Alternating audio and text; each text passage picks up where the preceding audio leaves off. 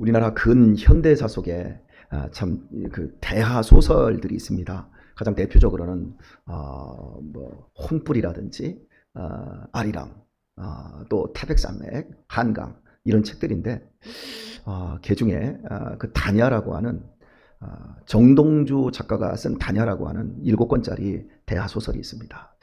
그리고 염상섭 씨의 3대라고 하는 또 소설도 있습니다. 일제시대부터 우리 해방기까지 아우르는 이런 것. 그리고 이명희 씨의 혼불이라고 하는 이 대하 소설이 있습니다. 이 소설들에 보면 그 특징이 조선시대부터 명문 가문을 이루고 굉장한 부잣집에, 이 부잣집을 배경으로 해서 이 대하 소설이 시작되는데 꼭 그 스타일이 일맥상통하는 게 하나가 있는데, 그것은 그 부자들이 다 망하는 얘기를 쓰고 있어요. 할아버지가 남봉꾼이고, 그 아들이 바람피고, 그 손자가 또 알코올 중독자, 마약 중독자, 아편쟁이, 이런 식으로 다 망하는 얘기다. 그런데 또 반면에 대조적인 게 그 망하는 그 부잣집 명문 가문의 하인들이 있어요. 그 하인들은 근면하고 성실해서 자기 부잣집에서 아들들에게 시키려고 했던 공부를 그 아들들은 징그럽게 안 하고 노름과 마약과 남봉질만 일삼다가 다 망하는데, 공부도 할 수도 없는 이 종놈의 자식들은 모두 다 성공해서 나중에 그 집을 접수를 해버리든지 그 부잣집의 아들들이 그 종놈의 아들들에게 나중에 기생해가지고 살 수밖에 없는 완전히 역전된 이런 그 삶을 보여줍니다. 이것이 우리나라의 근현대 문학에 나타나 있는 특징적인 모습이라고 할 수 있습니다. 이렇게 부모의 기대에 어그러지는 아주 금수저의 자식들, 그런데 기대하지도 못했는데 나중에 훌륭하게 입신양면하는 이 역전되는 이런 현상들, 이런 현상들은 실은 지금도 계속해서 이루어지고 있습니다.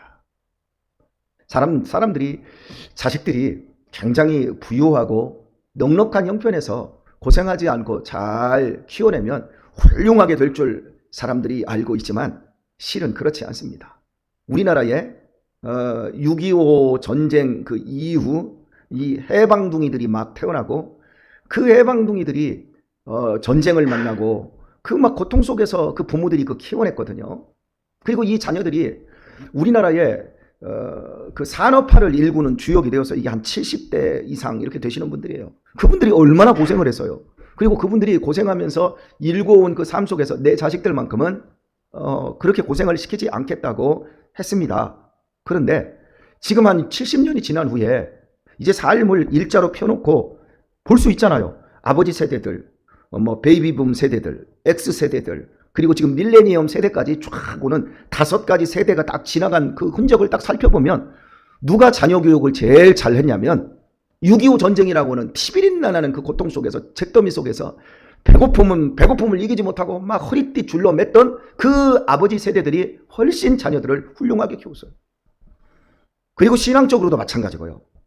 그리고 지금 30대, 40대의 그 아버지의 세대들이 일군 그 혜택을 살아가고 있는 이 지금 현재의 30대, 40대 세대들이 자식들을 키운 걸 보면 그 자식들이 벌써 어린 시절부터 애들이 잘못되고 있어요. 인간적으로도 도덕적으로도 아주 잘못되고 있고, 정신적으로도 아주 잘못되고 있어요. 하나님을 다 떠나가고 있고, 교회는 텅텅 비고 있고, 아버지의 신앙, 부모님의 그 신앙들을 우습게 생각합니다. 그리고 오직 돈, 오직 세상에서 우리가 여유롭게 사는 것, 그런 것들로 다 가고 있는 거예요. 그런 것처럼 제가 지금 여러분에게 말씀드렸던 3대라든지 혼불이라든지 다냐라든지 이런 우리 현대사 속의 역사라고 하는 것은 그냥 소설이라고 하는 것은 단순히 소설로 끝나지 않고 실은 우리 삶을 그대로 읽혀주고 반영해 주고 있는 겁니다. 마찬가지로 오늘 이러한 소설적인 것과 또 현실적인 부분들을 그대로 가지고 오늘 이사야 65장에 우리가 들어올 수가 있어요. 하나님은 이스라엘 백성들에 대한 어마어마한 기대가 있었어요. 그들에게 모든 사랑과 모든 복을 독점시켜 주셨어요. 누구도, 어떤 민족도 이방 민족들에게는 하나님의 특별한 은혜를 주신 적이 없어요. 그들이 특별한 은혜를 받으려고 하면 이스라엘 백성들에게 가서 부스러기라도 달려고 머리를 숙여야 했습니다. 그런데 그 백성들이 하나님을 무시해요. 우리가 읽은 6절까지의 그 본문 속에서 보면 2절을 보면 내가 종일 손을 펴서 하나님이 종일 손을 폈어요. 그 다음에 자기 생각을 쫓아 불선한 길을 행하는 패역한 백성들을 불렀나니 이 불선한 길, 선하지 않은 길을 가는 사람들이 당신이 선택한 구약의 이스라엘 백성들이에요. 이들을 부른 거예요. 여러분 보세요. 우리 손 딱 들고 자 여기 봐 여기 봐 자 여기 봐 여기 봐 이러면서 막 손짓할 정도로 이스라엘 백성들을 여기로 와야 돼. 그 길로 가면 안 돼. 그러면서 하나님이 이스라엘 백성들을 불렀다는 거예요. 그런데 그들이 결과적으로 보면 하나님의 말씀을 듣지 않고 자기들이 원하는 자기 생각을 쫓아 불선한 길로 갔다 이렇게 말하면서 3절을 보면 곧 동산에서 제사하며 벽돌 위에서 분향하여 내 앞에서 항상 내 노를 일으키는 백성이랴 이렇게 말합니다. 이스라엘 백성들이 동산에서 제사했다는 거예요. 여러분 여기서 동산은 산당 제사를 이야기하는 거예요. 이스라엘 백성들은 어디서 제사해야죠? 하나님이 정해주신 장소가 있죠. 산당을 정해주신 적이 없어요. 어디죠? 성전이에요. 예루살렘 성전이에요. 그곳에 내 눈이 있고 거기에 내 귀가 있고 내 마음이 있고 내가 그곳에서 내가 너희를 만나겠다. 그 성전 제사의 핵심은 피의 제사예요. 피를 머금고 나를 대신해서 제물이 바쳐지고 그래서 거기서 새롭게 되어지는 이 거듭남의 제사, 이것이 성전 제사였어요. 그런데 이 제사가 피 흘려야 되고 고통스러우니까 이 싫은 거예요. 그래서 산당에 가서 우상을 숭배하는 사람들이 자기 멋대로 자기 생각을 따라 다 산과 바다와 나무와 바위와 자기들이 생각하는 어떤 골짜기에 들어가서 자기들 멋대로 자기의 생각을 쫓아 제사를 지내는 걸 그대로 가지고 와서 성전 제사에 피 흘리는 제사 같은 건 필요 없고 내가 구하는 것, 내가 원하는 것, 나의 소원을 들어줄 그런 제사의 방법으로 하나님을 이용해 먹는 거예요. 이러면서 하나님이 성전에서 부르는데 안 오는 거예요. 그리고 벽돌 위에서 분향했다라고 하는 말은 그 신명기 26장에 보면 하나님이 제단을 쌓을 때 당신에게 바칠 제단을 쌓을 때 다듬지 않는 돌로 쌓으라 그래요. 근데 여기서 이 벽돌은 다듬은 거예요. 벽돌 위에서 분향했다라고 하는 표현은 뭐냐면 하나님이 너희들의 생각을 못하지 마라. 너희들의 입맛대로 예배를 제단하지 마라. 너희들이 원하는 대로 제사를 너희들이 이렇게 하고 뭐 이 비대면인데 뭐 그냥 아무 데서나 예배 드리면 되지. 아니 뭐 예배 드렸다고 해. 이런 식으로 자기들이 마음대로 막 제단을 하는 거예요. 그러니까 이스라엘 백성들의 이야기는 사실은 오늘날의 우리들의 이야기예요. 여러분 교회에서 꼭 문제되는 사람들이 기도원을 많이 찾아다녀요. 우리 옛날에 그랬잖아요. 교회에서 예배 주일날 드리고도 오후에 또 기도원을 또 가요. 그리고 한다는 말 나는 기도원에서 예배 드려야 뭔가 마음이 시원해. 여러분 마음 시원하려고 예배 드려요? 우리를 하나님 앞에 산 제물로 드리기 위해서 예배 드리는 거죠. 그러니까 근본적으로 이게 사람의 종교적 성향이라고 하는 거예요. 그 성향에 따라서 자기를 내어놓지 못하고 피 흘리는 제사로 나를 죽이고 나를 부인하고 예수님을 따르고 하나님의 말씀을 쫓아서 믿음의 길을 가는 것이 아니라 그냥 자기가 원하는 자기가 생각한 그 테두리 내에서 자기의 생각을 쫓아 불선한 길로 가는 거예요. 이스라엘 백성들이 그랬다는 거예요. 그래서 하나님이 계속해서 손을 들고 불렀어요. 근데 이 손을 들고 불렀다는 건 하나님 손이 없습니다. 하나님은 영이십니다. 신인 동영론적 이게 표현이라고 하죠. 하나님이 이스라엘에게 선지자들을 보내셔서 계속해서 얘들아 나한테 돌아와라. 나한테 돌아와라. 내가 너희들의 남편이다. 나한테 돌아와라. 하는데도 그들이 그것을 거부했습니다. 그러면서 4절을 보면 그들이 무덤 사이에 앉으며 은밀한 처소에서 지내며 돼지고기를 먹으며 여러분 그냥 돼지고기를 먹으며 돼지고기 나왔다 그러면 이거 여러분 하나님의 율법을 정면으로 거역하고 있는 거에 대표적인 얘기라고 할 수 있습니다. 이 이스라엘 백성들은 돼지를 키워서도 안 되고 돼지를 먹어서도 안 돼요. 지금도 여러분 이스라엘 땅에 가면요 돼지 안 키웁니다. 그런데 돼지 키워요. 목사님 무슨 말씀을 그렇게 하세요? 돼지를 안 키운다고 해놓고 또 돼지를 키운다니 무슨 말씀이세요? 이스라엘 땅에서는 돼지를 절대 안 키웁니다. 왜? 하나님이 부정한 짐승이니까 니네들 그거 키우고 먹지도 않습니다. 그런데 그들은 돼지고기 먹습니다. 어떻게 키우고 어떻게 먹습니까? 저는 그걸 봤어요. 이스라엘 땅에서는 돼지고기를 안 키워요. 그럼 어떻게 키우냐? 돼지를 키우는 우리를 모두 바닷가에다 세워놓고 건물을 바닷가에다가 물 위에다가 세워놓고 물 위에서 돼지를 키워요. 왜? 이스라엘 땅에서는 안 키우잖아요. 야, 교만하죠. 그리고요, 이스라엘은 갈릴리 바다에도 선상이 있고요. 바다 지중해 연안이 있어요. 그 연안에다가 호텔 같은 데 딱 지어놓고 그 위에서 외국인들을 대상으로 해서 돼지고기 다 팔고 이스라엘 백성들 돼지고기 먹습니다. 그러니까 눈 감고 아웅이죠. 이스라엘 땅에서는 돼지고기를 안 키우고 이스라엘 땅에서는 돼지고기를 안 먹고 그게 안 먹어요. 하나님이 뭐 그런 차원에서 시킨 건 아니잖아요. 이스라엘 백성들이 오늘 본문에 보면 돼지고기를 먹으며 은밀한 저수에서 지내며 은밀한 저수가 뭐예요? 음란한 장소예요. 자기들이 하나님 네 간음하지 마라 그랬는데 이런 음란한 장소들을 찾아다니면서 이렇게 사는 거예요. 그리고 먹으며 가증한 물건에 국을 그릇에 담으며 여러분 밥 먹을 때 밥 따로 먹고 국을 따로 먹는데 여러분은 주로 어떻게 먹습니까? 그냥 밥 딱 나오면 탁 한 공기 팍 발아가지고 국밥 쫙 말아서 먹지요. 여러분, 이스라엘 백성들이 푹 젖어버린 거예요. 이스라엘 백성들이 하나님을 믿고 겉으로는 하나님을 잘 섬기는 것처럼 해요. 하나님과 아무런 이상이 없는 것처럼 행동을 하고 있어요. 하지만 그들은 이미 우상에, 자기의 욕망에, 자기가 원하는 신에, 자기 중심의 제사에 완전히 젖어버렸어요. 그러면서 5절을 보면 사람에게 이르기를 너는 네 자리에 섰고 내게 가까이 하지 말라. 나는 너보다 거룩함이니라 하나니 이러는 거예요. 여러분 보세요.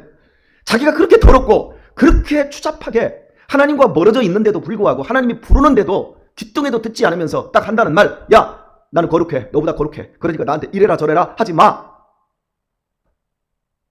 이게 이스라엘이었다는 거예요. 그래서 하나님께서 이런 자들은 내 코에 연기요 종일 타는 불이로다. 여러분 코에 연기가 들어가면 어떻습니까? 미치지 않겠습니까? 하나님이 괴로워 미치겠는 거예요. 코에 연기가 가득 찬 상태 보세요. 이게 하나님의 분노를 표현하시는 거잖아요. 우리의 코에 연기가 들어가면 이건 막 어떻게 지금 어떻게든 막 눈물 콧물 나오니까 막 뱉어버리고 싶고 이 연기 막아버리고 싶잖아요. 하나님께서 그런 마음이다. 종일 타는 불이로다. 여러분 꺼지지 않는 거예요. 하나님이 막 분노를 이렇게 하시는 거예요. 자, 반면에 지금 이스라엘 상태는 이렇게 하나님으로부터 받은 복이 너무너무 많은데 그 복을 우습게 생각하고 자기가 원하는 자기가 입맛대로 자기의 의도대로 우리는 하나님을 섬깁니다. 산당에 가서 섬깁니다. 우리는 좋은 벽돌 만들어 놓고 더 하나님을 더 잘 섬깁니다. 그러면서 돼지고기도 먹고 아예 푹 젖어서 음란에도 쫓아다니고 이렇게 살아요. 그러면서 하나님은 분노와 하나님은 그 코의 연기처럼 고통스러워 하실 때 이스라엘 백성들이 아닌 이방인들에게 하나님이 어떤 은혜를 베푸시기로 약속하고 있습니까? 65장 1절을 보면 나는 나를 구하지 아니하던 자에게 물음을 받았으며 네, 하나님을 구하지도 않는 사람들이에요. 하나님하고 전혀 상관없어요. 그런데 하나님에 대해서 묻는 거예요. 여러분 저는 이게 제일 기뻤어요. 제가 노인 주간보호센터나 요양원에서 설교를 하지 않습니까?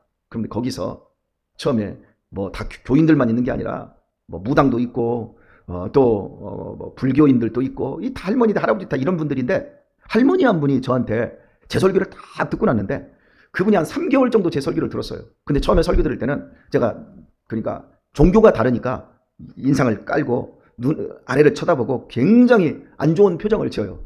그런데 설교를 들어보니까 맞거든 다. 그러면 어느새부터 고개를 들기 시작해요. 이러고 요양보호사들이 실습을 나옵니다. 자격증 취득을 위해서 실습을 나와가지고 제 설교를 가만히 들을 때 처음에 앞치마랑 다 두르고 앉아가지고 뭐 설교 그냥 한번 해봐라 뭐 별거 있게 그 시간에 이제 잘 준비를 해요. 이렇게 눈을 감고 잘 준비를 하려다가 제 설교가 졸린 설교가 아니거든요. 굉장히 원색적인 복음을 아주 공격적으로 증거를 하니까 잘 수가 없어요. 눈을 떠요. 그러다가 주섬주섬 이렇게 해요. 그러다가 이거 들어요. 듣다가 가방에서 노트를 꺼내요. 그리고 노트를 꺼내서 제 설교를 적어요. 대부분의 요양보호사들이 그런 식으로 제 설교를 들어줘요. 그런데 할머니 한 분이 계세요. 그 할머니가 제 설교가 끝났는데 저한테 묻는 거예요. 목사님, 정말 천국이 있습니까? 정말 지옥이 있습니까? 그래요. 그리고 또 정말 나도 예수를 믿기만 하면 구원받습니까? 그래서 제가 말했어요. 나는 천국과 지옥이 있는지 모릅니다. 못 봤습니다. 본 사람은 아무도 없습니다. 그러나 아주머니 성경에 기록되었습니다. 하나님의 말씀입니다. 그러니까 우리는 믿는 겁니다.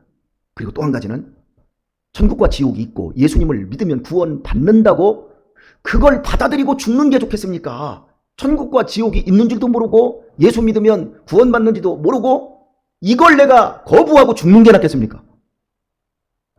믿고 죽으면 만약에 믿고 죽었는데 아무것도 없다 그러면 별일 안 생기지만 믿고 죽었는데 받아들였는데 이것이 진짜라고 하면 얼마나 좋겠습니까? 그런데 내가 거부했는데 죽었는데 천국과 지옥이 있다면 어떤 일이 벌어집니까? 큰일 나잖아요. 할머니가 가만히 있더니 머리가 돌아가는 할머니가 그러네요. 그래서 그분이 예수님을 영접하게 되었고 그 서순자 권사님이라는 분이 요양복을 하면서 이분이 원래 사모님이신데 그 목사님이 주무시다가 심장마비로 돌아가셨어요. 쉬운 6인가 7인가 그 나이에 돌아가시고 나서 본인이 자기의 신분을 숨기고 요양보호사가 되어서 나는 권사다 그렇게 얘기하고 이제 섬기는 거예요. 저도 이제 그분에 대해서 그분의 원래의 그건 알고 있지만 권사님 하면서 모르는 척 하는데 이분이 요양보호를 하면서 할머니들을 전도를 하고 그분들에게 예수님을 영접을 시켜드리는 그런 사역을 하시면서 지금까지 한 10여 년을 그렇게 살고 계세요. 아주 훌륭한 분이셔요. 이분이 예수님을 영접을 다 시켜놓은 거예요. 그래서 제가 마지막으로 그분에게 물었어요. 구원을 초청하고 마지막으로 그분에게 영접 기도를 다시 한번 해드리고 했더니 그 뒤부터 이분이 감격하면서 말씀을 들어요. 하나님을 찾지도 않았어요. 부르지도 않았던 사람인데 하나님을 알게 되었고 하나님을 찾게 되었고 하나님을 만나게 되었어요. 여러분, 이런 순간들이 감동적인 순간이에요. 보람된 순간이고, 나는 나를 구하지 아니하던 자에게 물음을 받았으며 나를 찾지 아니하던 자에게 찾아냄이 되었으며 내 이름을 부르지 아니하던 나라에서 내가 여기 있노라 내가 여기 있노라 하였노라. 그러니까 저와 여러분 같은 사람들이 원래 하나님을 찾지도 않았어요. 우리는 대한민국이라는 나라가 어떻게 세워진 나라입니까? 어떻게 세워진 나라인데 이렇게 시끄럽고 이렇게 좌우가 나뉘고 이렇게 세대 간의 갈등이 깊고 이렇게 고통스럽습니까? 이 나라에 복음이 들어오면서 복음 안에서 대한민국이 5,000년 역사 동안에 이렇게 풍요롭고 세계의 한류 강국으로 세계를 지금 호령하는 문화 강국이 되어 있지 않습니까? 그 중심에 어떤 은혜가 있었습니까? 하나님이 이 땅 가운데 선교사들을 보내시고 우리 각자 한 사람 한 사람들을 불러내시니까 양반, 상놈, 노비 이거 따지면서 500년 동안 썩고 부패했던 이 나라에 여러분 광명이 온 줄 믿습니다. 이 복을 우리가 누린 거예요. 오늘의 말씀을 맺을게요. 사랑하는 교회 여러분, 우리가 어떻게 이 교회에 왔나요? 이 교회를 하나님이 부르지 않으면 못 와요. 우리의 믿음은 하나님이 찾지 않으면 우리가 하나님을 찾을 수도 없고 하나님이 우리를 부르지 않으면 우리가 하나님을 구할 수도 없어요. 하나님이 찾으셨고 부르셨기에 우리가 믿음 안에 있는 줄 믿습니다. 어떻게 살아야 될까요? 딱 부부 사이에 여러분 다 결혼하셔서 우리 살고 있잖아요. 부부 사이에 여러 가지 것들을 다 실수하고 용납할 수 있습니다. 하지만 저 역시 남편으로서 우리 아내를 딱 하나는 절대 용납을 못할 것 같아요. 용서 못할 것 같아요. 그것은 제 아내가 아무리 저한테 잘못을 하고 다른 잘못을 한다 할지라도 금전적으로 여러 가지 다른 잘못을 할 수 있어요. 하지만 딱 하나 용서할 수 없는 것이 하나 있을 것 같아요. 그것은 제 아내가 밖에 나가서 외간 남자하고 바람을 피우는 거예요. 여러분들 그렇잖아요? 우리 아내 역시도 제 아내 역시도 제가 다른 걸 다 용서할 수 있을 거예요. 그런데 제가 밖에 나가서 바람을 피우는 것 그거 제 아내가 용서 못할 것 같아요. 하나님과 우리가 어떻게 맺어진 관계입니까? 그런데 우리가 어떻게 우상을 섬기고 밖에 나가서 딴짓을 하고 욕망과 쾌락을 섬길 수 있어요? 하나님의 코에 연기를 집어넣는 행위고 하나님의 분노가 끝이 없는 행위잖아요. 여러분, 이 교회를 우리가 어떻게 왔어요? 주님께서 우리를 불러주셨잖아요. 여러분, 우리는 믿음 안에서 주님과의 관계를 한번 맺으면, 그리고 믿음 안에서의 이 관계, 성도들과의 이 관계를 한번 맺으면 하나님과 우리가 영원한 하나님의 자녀가 되는 관계, 부모 자식의 관계가 되는 것이고 우리가 믿음 안에서 한 형제 자매가 되는 하늘 가족이 되어지는 겁니다. 이 관계가 한번 맺어지면 영원한데 어떻게 쉽게 손바닥 뒤집듯이 나 너 몰라 이렇게 우리가 살 수 있어요? 믿음 안에서 여러분 의리는 세상의 그 어떤 의리보다 더 큰 의리이고 믿음 안에서 신의는 절대 버릴 수 없는 신의가 되어야 하는 겁니다. 오늘 우리의 남은 인생의 날 동안 하나님이 계속해서 우리를 손짓하며 당신의 복 아래로 부르시기를 원하신다는 것을 기억하시면서 여러분의 믿음 생활이 더 신실하고 더 의리 있는 믿음 생활로 하나님과의 관계를 그렇게 맺어가시고 성도와 성도 사이의 그 관계 역시 사랑의 관계로 흔들림 없는 복된 관계로 나아가실 수 있기를 우리 주 예수님의 이름으로 축원드립니다.